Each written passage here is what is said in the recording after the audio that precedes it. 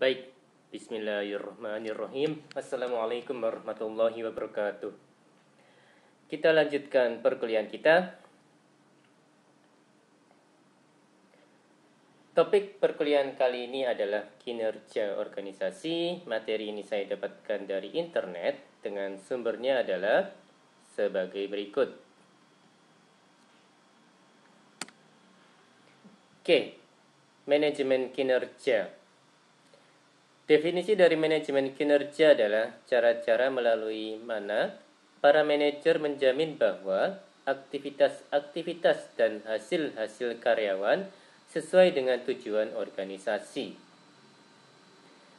Sistem manajemen kinerja terdiri dari 3 bagian, yaitu pendefinisian kinerja, pengukuran kinerja, dan pemberian umpan balik informasi kinerja. Pertama, pendefinisian kinerja.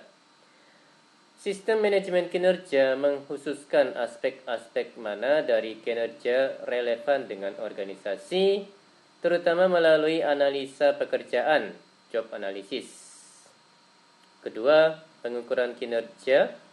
Sistem manajemen kinerja mengukur aspek-aspek dari kinerja tersebut melalui penilaian kinerja yang merupakan metode satu-satunya bagi pengelolaan kinerja karyawan. Penilaian kinerja, performance appraisal, adalah proses melalui mana organisasi mendapatkan informasi tentang seberapa baik karyawan melaksanakan pekerjaannya. Ketiga, pemberian umpan balik. Sistem manajemen kinerja memberikan umpan balik pada karyawan melalui sesi umpan balik sehingga mereka dapat menyesuaikan kinerja mereka dengan tujuan organisasi. Umpan balik kinerja, performance feedback, adalah proses pemberian informasi karyawan mengenai efektivitas kinerja mereka. Wright 2012. Oke, the practice of performance management. Perusahaan-perusahaan menggunakan manajemen kinerja dalam rangka mengelola kinerja individu, penentuan upah atau gaji, menyusun kebutuhan pengembangan individu, perencanaan suksesi, dan membuat prioritas pelatihan. Wright 2012. Oke, masuk ke subtopik model organisasi dari manajemen kinerja. Menurut Wright di tahun 2012, ini di tengah perilaku individual ya, Mas dan Mbak ya. Jadi inputannya ada 3. Yang pertama, strategi organisasional, tujuan dan nilai jangka pendek dan jangka panjang, kemudian atribut individual, keterampilan dan kemampuan, dan hambatan situasional, budaya organisasional, dan kondisi ekonomi.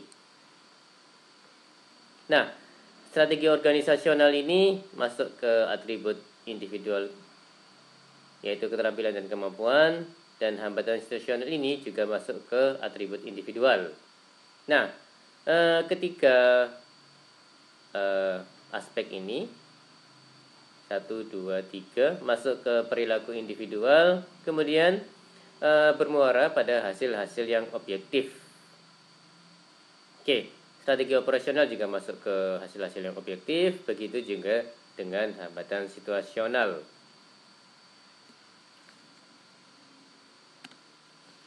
Oke, the process of performance management.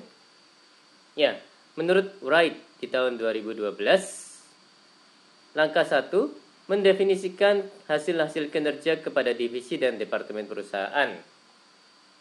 Langkah 2, mengembangkan sasaran-sasaran, perilaku, dan tindakan-tindakan karyawan untuk meraih hasil-hasil. Langkah ketiga, memberikan dukungan dan keberlangsungan pembahasan-pembahasan kinerja. Langkah keempat, mengevaluasi kinerja. Langkah kelima, mengidentifikasi perbaikan-perbaikan yang dibutuhkan. Dan yang langkah keenam, memberikan konsekuensi-konsekuensi bagi hasil-hasil kinerja. Ya, dari langkah 4 ini bisa masuk ke langkah 5 dan bisa masuk ke langkah 6 ya, Mas dan Mbak. Dan langkah 5 dan langkah 6 keduanya masuk ke langkah 1 lagi. Ini sepertinya feedback ya, Mas dan Mbak ya. Dan ini siklus ya, Mas dan Mbak ya, kalau saya nggak salah. Oke, purposes of performance management. Tujuan strategik, ya ini masih menurut Wright di tahun 2012. Tujuan strategik merupakan tujuan pertama di mana sistem manajemen kinerja harus menghubungkan aktivitas karyawan dengan tujuan-tujuan organisasi. Untuk mencapai tujuan strategik ini, sistem yang ada haruslah fleksibel karena ketika tujuan dan strategi berubah, hasil-hasil perilaku dan karakteristik karyawan biasanya perlu untuk berubah mengikutinya. Oke, tujuan administratif. Organisasi-organisasi menggunakan informasi manajemen kinerja dalam banyak keputusan-keputusan administrasi seperti administrasi upah, kenaikan upah, promosi, pengakhiran kepemilikan, pemutusan kerja, dan pengakuan kinerja individu. Tujuan pengembangan. Tujuan ketiga dari manajemen kinerja adalah mengembangkan karyawan yang berkinerja efektif dalam pekerjaannya. Ketika karyawan tidak berkinerja sebagaimana yang seharusnya dilakukan, manajemen kinerja berusaha untuk meningkatkan kinerja mereka.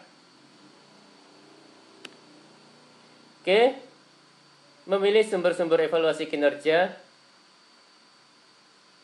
Oke, menurut Stone di tahun 2005, ya, ada poin supervisor evaluation, evaluasi supervisor, ada peer evaluation, evaluasi teman, ada poin self evaluation, evaluasi diri, kemudian ada poin subordinate evaluation, ada evaluasi bawahan, dan ada poin multi-source evaluation, evaluasi multisumber, dan ada juga team appraisals, tim penilai ya, Mas dan Mbak. Oke, masuk ke subtopik kriteria-kriteria bagi sistem manajemen kinerja yang efektif. Blok bangunan dari proses manajemen kinerja yang efektif, ya ada 6 poin di sini. Yang pertama, direction sharing, mengkomunikasikan tujuan tingkat tinggi organisasi ke seluruh organisasi dan kemudian menerjemahkannya ke dalam tujuan setiap departemen. Ya, ini seperti top down seperti itu ya Mas dan Mbak ya, kalau saya nggak salah. Yang nomor 2, role clarification, menegaskan peranan setiap karyawan terkait dengan pekerjaannya sehari-hari. Yang ketiga, goal setting and planning, menerjemahkan tujuan organisasi dan departemen ke dalam tujuan khusus bagi masing-masing karyawan. Yang keempat, goal alignment, memudahkan setiap manajer untuk melihat keterkaitan antara tujuan karyawan dan tujuan-tujuan dari departemen dan organisasi. Yang kelima, developmental goal setting, meliputi jaminan bahwa setiap karyawan berpikir melalui pada tahap awal dari setiap periode kinerja tentang apa yang harus saya lakukan untuk mencapai tujuan saya. Dan yang keenam, ongoing performance monitoring, penggunaan computer-based system yang mengukur dan kemudian meng-email kemajuan dan laporan pengecualian berdasarkan pada kemajuan individu terhadap pemenuhan tujuan kinerjanya.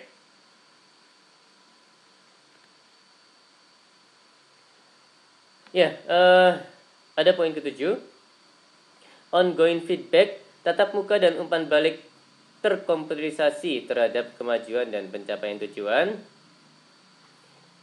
Poin ke-8, coaching and support, harus menjadi bagian yang satu dari proses umpan balik.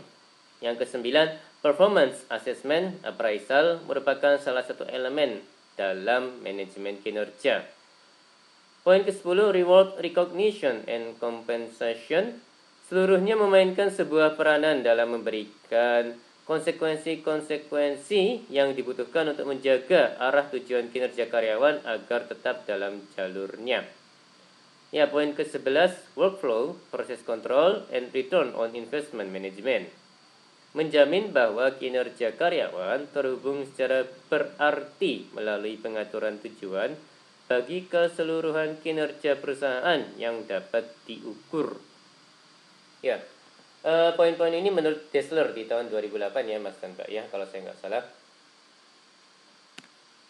Oke, performance measures criteria. Hal-hal yang berkaitan dengan kinerja mengukur kriteria antara lain strategic congruence adalah luasan di mana sistem manajemen kinerja mendatangkan kinerja pekerjaan yang konsisten dengan strategi, tujuan, dan budaya organisasi. Validitas adalah luasan di mana pengukuran kinerja menilai seluruh aspek-aspek yang relevan dari kinerja pekerjaan. Reliabilitas adalah konsistensi dari pengukuran kinerja. Tingkatan di mana pengukuran kinerja adalah bebas dari kesalahan random error. Acceptability adalah luasan di mana ukuran kinerja dianggap dapat memuaskan atau mencukupi oleh individu-individu yang menggunakannya. Specificity adalah luasan di mana ukuran kinerja memberikan arahan rinci bagi karyawan tentang apa yang diharapkan dari mereka, karyawan, dan bagaimana mereka dapat memenuhi harapan-harapan tersebut. Ya, poin-poin ini menurut Wright di tahun 2012 ya Mas dan Mbak ya, kalau saya nggak salah. Oke, approach to measuring performance. Pendekatan perbandingan, the comparative approach. Comparative approach terhadap pengukuran kinerja mencarahkan pemeringkat rater untuk membandingkan kinerja individu dengan individu lainnya. Pendekatan ini biasanya menggunakan beberapa penilaian keseluruhan dari kinerja individu atau nilai dan berusaha untuk membangun beberapa peringkat dari individu dalam suatu kelompok kerja. Pendekatan atribut, the attribute approach. Attribute approach terhadap manajemen kinerja memfokuskan pada luasan di mana individu-individu memiliki atribut-atribut tertentu yang diyakini disyaratkan bagi keberhasilan perusahaan. Pendekatan perilaku, the behavioral approach. Behavioral approach terhadap manajemen kinerja berusaha untuk mendefinisikan perilaku karyawan yang harus ditampilkan agar efektif dalam pekerjaan. Pendekatan hasil-hasil, the results approach. Result approach memfokuskan pada pengelolaan tujuan, hasil-hasil dari pekerjaan atau kelompok kerja yang dapat diukur. Pendekatan ini mengasumsikan bahwa subjektivitas dapat dihapuskan dari proses pengukuran dan bahwa hasil-hasil merupakan indikator terdekat dari kontribusi individu pada efektivitas organisasi. Pendekatan kualitas, the quality approach. Pendekatan ini menyarankan bahwa fokus utama dari evaluasi kinerja seharusnya dapat memberikan karyawan dengan umpan balik tentang wilayah di mana mereka dapat meningkat. Ya, menurut Wright 2012 di tahun 2012. Choosing a source for performance information. Ya, menurut Wright di tahun 2012 lima sumber utama informasi kinerja adalah yang pertama, manajer merupakan sumber yang paling sering digunakan dalam informasi kinerja. Yang kedua, teman sejawat merupakan sumber terbaik dalam informasi pekerjaan seperti penegakan disiplin, di mana supervisor tidak selalu ada mengawasi pekerja. Mohon maaf. Yang ketiga, bawahan biasanya merupakan sumber berharga dalam informasi kinerja ketika akan mengevaluasi seorang manajer. Yang keempat, diri sendiri sangat jarang digunakan sebagai sumber informasi kinerja meskipun tetap akan bermanfaat. Ya, takutnya penilaiannya subjektif ya Mas dan Mbak ya. Yang kelima, konsumen. Banyak perusahaan yang melibatkan konsumen dalam sistem informasi kinerja perusahaan tersebut. Use of technology in performance management. Ya, menurut Wright di tahun 2012, beberapa pihak berpendapat bahwa sistem pelacakan elektronik kurang diperlukan dalam melacak dan memantau karyawan ketika tidak ada alasan untuk meyakinkan bahwa sesuatu adalah salah. Para manajer yang baik mengetahui apa yang sedang karyawan kerjakan dan sistem elektronik seharusnya tidak menjadi pengganti bagi manajemen yang baik. Untuk menghindari potensi dampak negatif dari pemantauan elektronik, para manajer harus berkomunikasi mengapa para karyawan sedang dimonitor. Ya biar tahu ya, sama-sama enak, sama-sama paham, sama-sama fair gitu ya Mas dan Mbak ya. Pemantauan dapat pula digunakan sebagai cara bagi karyawan yang lebih berpengalaman untuk melatih karyawan yang kurang berpengalaman. Oke, masuk ke subtopik pengertian penilaian kinerja. Pengertian dan fungsi. Pengertian penilaian kinerja. Organisasi atau perusahaan perlu mengetahui berbagai kelemahan dan kelebihan pegawai sebagai landasan untuk memperbaiki kelemahan dan menguatkan kelebihan dalam rangka meningkatkan produktivitas dan pengembangan pegawai. Untuk itu, perlu dilakukan kegiatan penilaian kinerja secara periodik yang berorientasi pada masa lalu atau masa yang akan datang. Penilaian kinerja adalah merupakan manifestasi dari bentuk penilaian kinerja seorang pegawai. Ya, poin-poinnya. Penilaian kinerja memberikan gambaran tentang keadaan pegawai dan sekaligus dapat memberikan feedback, umpan balik. Penilaian kinerja adalah merupakan cara pengukuran kontribusi-kontribusi dari individu dalam instansi yang dilakukannya terhadap organisasi.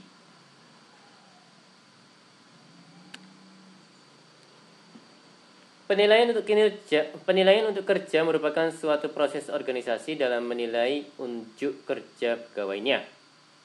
Unjuk kerja merupakan hasil kerja yang dihasilkan oleh pegawai atau perilaku nyata yang ditampilkan sesuai perannya dalam organisasi. Unjuk kerja pegawai merupakan suatu hal yang sangat penting dalam usaha organisasi untuk mencapai tujuannya, sehingga berbagai kegiatan atau pelatihan harus dilakukan organisasi untuk meningkatkannya. Arti pentingnya untuk kerja secara lebih rinci, ya, William Junior dan Kurt Davis di tahun 2003 halaman 339 sebagai berikut. Perbaikan untuk kerja memberi kesempatan kepada karyawan untuk mengambil tindakan-tindakan perbaikan untuk meningkatkan kinerja melalui feedback yang diberikan oleh organisasi. Penyesuaian gaji dapat dipakai sebagai informasi untuk mengkompensasi pegawai sesuai keahliannya. Ya, saya ulangi, penyesuaian gaji dapat dipakai sebagai informasi untuk mengkompensasi pegawai sesuai keahliannya. Pelatihan dan pengembangan, yaitu melalui penilaian akan diketahui kelemahan-kelemahan dari pegawai sehingga dapat dilakukan program pelatihan dan pengembangan yang lebih efektif. Perencanaan karier, yaitu organisasi dapat memberikan bantuan perencanaan karier bagi pegawai dan menyelaraskannya dengan kepentingan organisasi. Mengidentifikasi kelemahan-kelemahan dalam proses penempatan, yaitu unjuk kerja yang tidak baik menunjukkan adanya kelemahan dalam penempatan sehingga dapat dilakukan perbaikan. Dapat mengidentifikasi adanya kekurangan dalam desain pekerjaan, yaitu kekurangan kinerja akan menunjukkan adanya kekurangan dalam perancangan jabatan. Meningkatkan adanya perlakuan kesempatan yang sama pada pegawai, yaitu dengan dilakukannya penilaian yang objektif, berarti meningkatkan perlakuan yang adil bagi pegawai. Dapat membantu pegawai mengatasi masalah yang bersifat eksternal, yaitu dengan penilaian unjuk kerja, atasan akan mengetahui apa yang menyebabkan terjadinya unjuk kerja yang jelek, sehingga atasan dapat membantu menyelesaikannya. Umpan balik pada pelaksanaan fungsi manajemen sumber daya manusia, yaitu dengan diketahui unjuk kerja, pegawai Dengan diketahui unjuk kerja pegawai secara keseluruhan, ini akan menjadi informasi sejauh mana fungsi sumber daya manusia berjalan dengan baik atau tidak.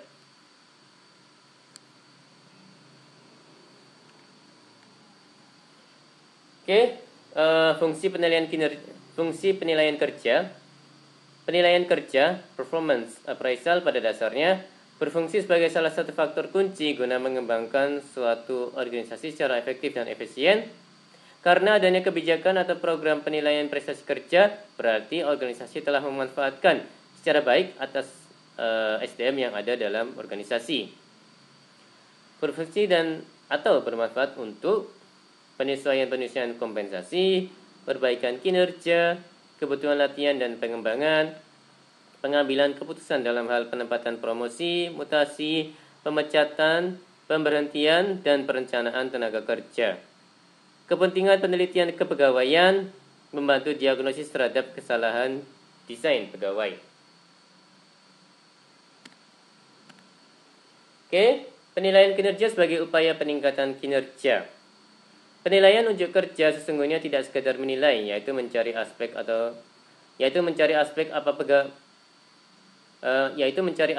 pegawai kurang atau lebih, tetapi lebih luas lagi yaitu membantu pegawai untuk mencapai unjuk kerja yang ditetapkan oleh organisasi dan berorientasi pada pengembangan pegawai atau organisasi.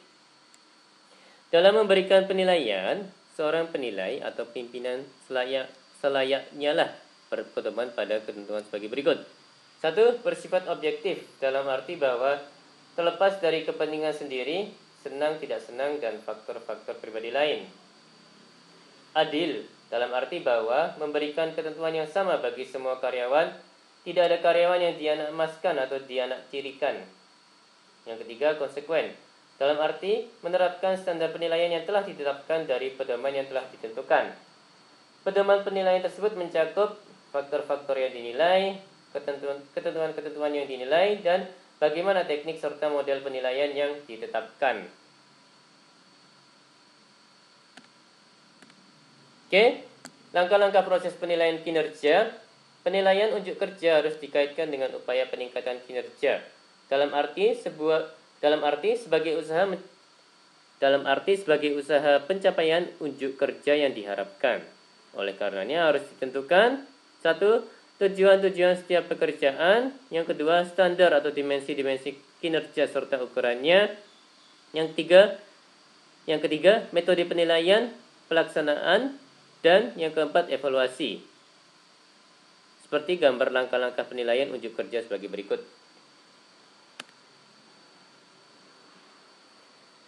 Pentingnya merancang tujuan dalam perbaikan kinerja. Ya, menurut Stone di tahun 2005, merancang tujuan tertentu dapat lebih mengarah pada kinerja yang lebih baik daripada hanya mengatakan pada karyawan, lakukan yang terbaik. Jadi lebih spesifik dan lebih jelas, lebih clear gitu ya Mas Mbak ya. Tujuan yang dirasakan sulit untuk dicapai cenderung menghasilkan kinerja yang lebih baik daripada tujuan yang dirasakan sangat mudah. Partisipasi karyawan dalam perancangan tujuan cenderung mengarah pada rancangan tujuan yang lebih jauh daripada hanya individu manajer yang merancang tujuan tersebut. Seringnya umpan balik kinerja menghasilkan kinerja yang lebih tinggi. Karyawan akan mengatur tujuan yang lebih jauh jika mereka dievaluasi kinerjanya daripada hanya sekedar pencapaian tujuan yang sederhana. Performance feedback. Untuk memberikan umpan balik kinerja yang efektif, para manajer harus mempertimbangkan beberapa rekomendasi berikut ini. Ya, ada umpan balik harus diberikan secara teratur, bukan sekali setahun. Ada menciptakan konteks yang benar bagi pembahasan. Ada menanyakan karyawan mengenai peringkatnya sebelum pertemuan dimulai. Dan ada poin mendorong bawahan untuk berpartisipasi dalam pertemuan. Kemudian ada poin mengakui kinerja yang efektif melalui penghargaan. Ada poin memfokuskan pada pemecahan masalah. Ya, bukan nyari masalah ya. Ada poin memfokuskan umpan balik pada perilaku atau hasil-hasil, bukan pada pribadi. Ada poin meminimalkan kritikan. dan ada poin sepakat pada tujuan khusus dan merancang suatu pertemuan untuk mengkaji ulang kemajuan. Ya, ini menurut Wright di tahun 2012. Oke. Gambar langkah-langkah penilaian unjuk kerja, ada penentuan sasaran, ada penentuan standar atau ukuran, ada penentuan metode dan pelaksanaan penilaian, ada evaluasi penilaian. Oke, ya, penyebab masalah kinerja, teamwork yang tidak memiliki daya juang, evaluator yang tidak konsisten atau menggunakan kriteria dan standar yang berbeda, hanya bernilai bagi karyawan yang terbaik atau terburuk, mendorong karyawan untuk mencapai tujuan jangka pendek, manajer memiliki kekuasaan yang mutlak atas karyawan, terlalu subjektif, dan prosedur sangat emosional secara mendalam. Ya, menurut Wright di tahun 2012. What managers can do to diagnose performance problems and manage employees' performance. Inputnya adalah, apakah karyawan mengetahui apa yang harus dia kerjakan? Apakah pekerjaan berjalan dan prosedur tersebut logis? Apakah karyawan memiliki sumber daya yang dibutuhkan bagi keberhasilan kinerja? Karakteristik karyawan. Apakah karyawan memiliki keterampilan yang kompeten dan pengetahuan yang dibutuhkan?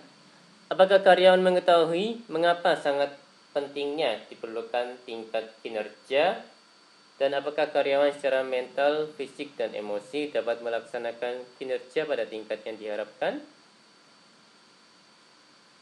Yaitu poin-poin karakteristik karyawan ya Mas dan Mbak ya. Ya, lanjutan.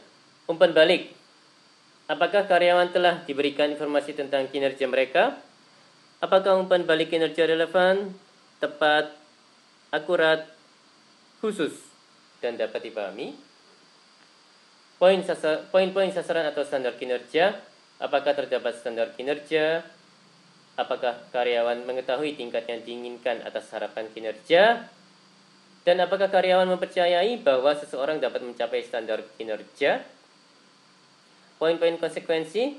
Apakah konsekuensi seperti penghargaan, insentif, memiliki imbas pada kinerja yang baik? Apakah konsekuensi atas kinerja yang kompeten dari karyawan? Apakah konsekuensi kinerja yang diberikan sudah sesuai? Apakah norma-norma kelompok kerja atau tim membuat karyawan untuk tidak memenuhi standar-standar kinerja? Menurut Wright di tahun 2012. Ya, masuk ke kesimpulan. Sistem manajemen kinerja terdiri atas pendefinisian kinerja, pengukuran kinerja, dan pemberian umpan balik informasi kinerja. Tujuan dari manajemen kinerja terdiri atas tujuan strategik, tujuan administratif, dan tujuan pengembangan. Penilaian kinerja harus dikaitkan dengan upaya peningkatan kinerja sebagai upaya untuk mencapai kinerja yang diharapkan. Evaluasi kinerja merupakan proses dinamis dengan penekanan pada pengembangan diri, pendirian standar-standar kinerja, dan pemberian serta penerimaan umpan balik. Manajer SDM dalam pencarian perbaikan kinerja memiliki tanggung jawab untuk menjamin bahwa manajemen memahami tujuan-tujuan bisnis strategik organisasi dapat dicapai dengan lebih baik melalui pemuasan tujuan individual, dan bahwa keadilan dari program evaluasi kinerja secara kuat mempengaruhi tingkat kepuasan kerja karyawan dalam organisasi. Ya, saya ulangi. Manajer SDM dalam pencarian perbaikan kinerja memiliki tanggung jawab untuk menjamin bahwa manajemen memahami tujuan-tujuan bisnis strategik organisasi dapat dicapai dengan lebih baik melalui pemuasan tujuan individual, dan bahwa keadilan dari program evaluasi kinerja secara kuat mempengaruhi tingkat kepuasan kerja karyawan dalam organisasi. Oke, ini rangkaian komponen kepemimpinan yang integrated ya Mas dan Mbak ya. Jadi ada tujuan sasaran, ada fungsi-fungsi kegiatan-kegiatan, struktur, kontrol, pengendalian, wewenang, tanggung jawab, unit kerja, komunikasi, hubungan kerja, jobs, pekerjaan, tenaga kerja, biaya, material atau alat-alat dan waktu. Ya, ada prosedur, metode. Ya, ada input, ada output.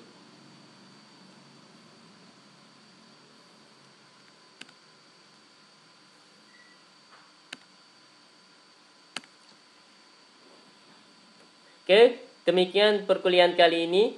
Mohon maaf kalau ada kata-kata yang salah. Terima kasih atas perhatiannya.